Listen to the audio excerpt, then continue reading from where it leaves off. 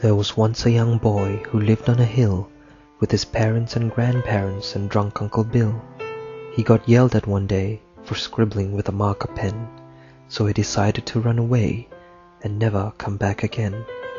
He packed his favorite book and his friend Brown Teddy. A change of clothes he took, and now he was ready.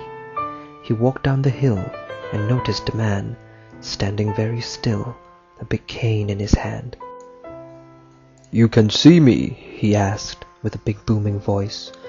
"2 in 1 night, but I guess I don't have a choice. I'll grant you a wish on this cold, chilly night. Anything you desire, whatever your heart's delight. But be forewarned that the wish you make requires a payment I must take. What if I want money and toys all around? Does that wish sound funny? Does it seem a bit unsound? For that wish I will take a portion of your height. Being shorter than most will be your plight. What if I want smarts, to be creative in mind, to be good at arts and science combined? For that wish I will take your luck and good fortune. From perils and woe you will not be immune. What if I'd want a voice to sing and an ear for accents to entertain my offspring? For that wish I will take your family connection. You will know the real meaning of parents' rejection. What if I want to love and love unconditionally, to accept all imperfection? How much would that be? For that wish I will take nothing. You are free to have it if that's what you're wanting. So the boy made a wish on that cold, chilly night, to have love imbued forever and heart freed of spite. The man raised his cane and the sky was lit bright, and for a brief moment the man's face came to light. The boy jumped back, yelping with fear. The face had no nose, no mouth, no ears. His eyes seemed human, but they were bloodshot red, as if he never got to sleep, but was crying instead. And then he was gone, the tall, crying man, so the boy ran home as fast as he can. The boy grew up to be a fine lad, met his first girlfriend while studying to grad. The years went by, but their love stayed true, never a dull moment, it remained fresh and new. He came home one day, a usual routine, to see his girl he was very keen. But the house was empty, the closet was bare, and the love of his life was no longer there. He looked for her high, he looked for her low, not even a goodbye. Why would she leave though? He slumped to the ground, heart filled with despair, confused and alone, misery fills the air. 5 years later, on a cold, chilly night, he spotted her again, and his stomach felt tight. She had someone new, and a glow caught his sight, a wedding ring on her finger, sparkly and white. "I gave you everything," the boy started to yell. "Why did you leave me? Did you know I went through hell?" "I'm sorry for what I've done, I really am, I swear, but there's something I never told you, but now it's time to share. 20 years ago, on a cold, chilly night, I met a tall man who gave me quite a fright.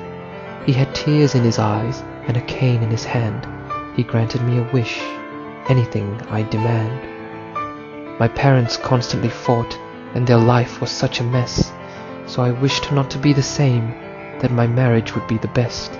He granted me this wish, but it incurred a fee, that the one I love most is not the one I marry. It was so long ago, I completely forgot. I was so happy with you, I never gave it a thought. The day I left you, it's still a blur.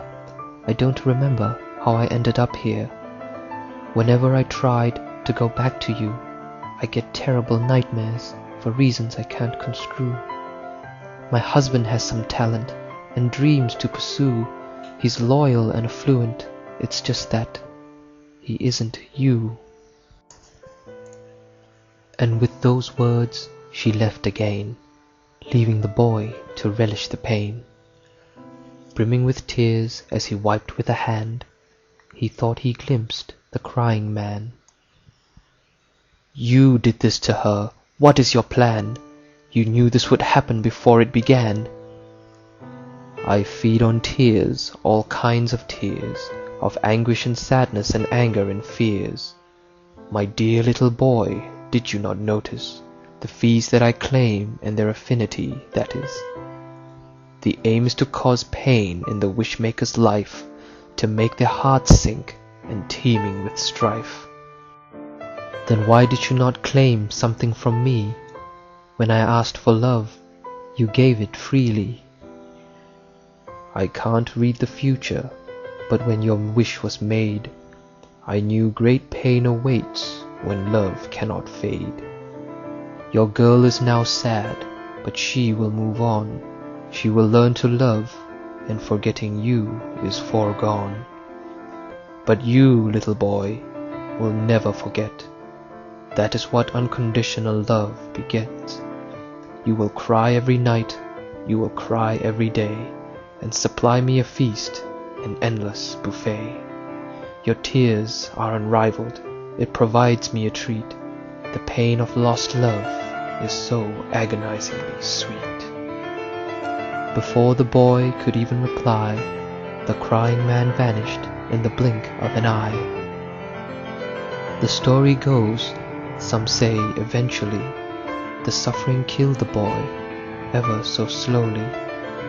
But his love so strong, the yearning in his heart, bound him to this world, and he couldn't depart. They say if you listen, in silence all around, you can hear the boy whisper a quiet little sound. Never lose yourself to love, even when it feels right, or you will end up like me, left alone on a cold, chilly night.